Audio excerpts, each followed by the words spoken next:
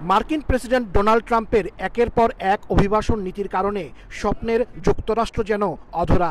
অভিবাসন প্রক্রিয়ার পর এবার মার্কিন ভিসা প্রাপ্তির ক্ষেত্রেও কড়াকড়ি আরোপ করেছে ট্রাম্প প্রশাসন। সম্প্রতি ভিসার সাক্ষাৎকারে পরিবর্তন এনেছে মার্কিন পররাষ্ট্র মন্ত্রণালয়।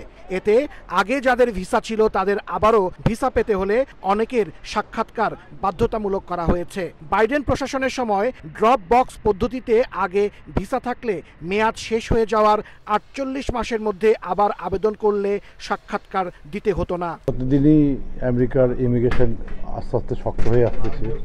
ট্রাম্প আসার আগেই যে সমস্ত নিয়ম দিয়েছিল আলটিমেটলি তাই হচ্ছে।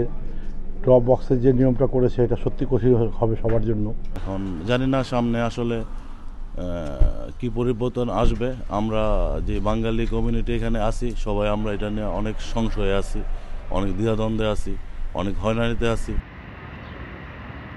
তবে নির্দিষ্ট কিছু ভিসা ক্যাটাগরি যেমন কূটনৈতিক, সরকারি কর্মকর্তা, ন্যাটো ভিসার ক্ষেত্রে ১২ মাসের মধ্যে ভিসা নবায়নকারীরা সাক্ষাৎকার ছাড়াই ড্রপ বক্স সুবিধা পাবেন। এর বাইরে যারা নতুন নিয়মের আওতায় পড়বেন না তাদের নিজ নিজ দেশে মার্কিন কনসুলেটে ব্যক্তিগত সাক্ষাৎকারের সময়সূচি নির্ধারণ করতে হবে, যা ভিসা প্রাপ্তির প্রক্রিয়াকে বিলম্বিত করতে পারে বলে মনে করছেন প্রবাসী বাংলাদেশিরা।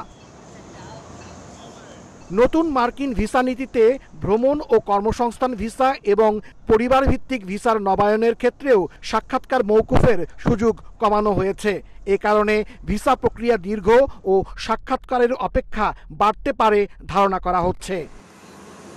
হাসানুজ্জামান সাকি, সময় সংবাদ, নিউ ইয়র্ক।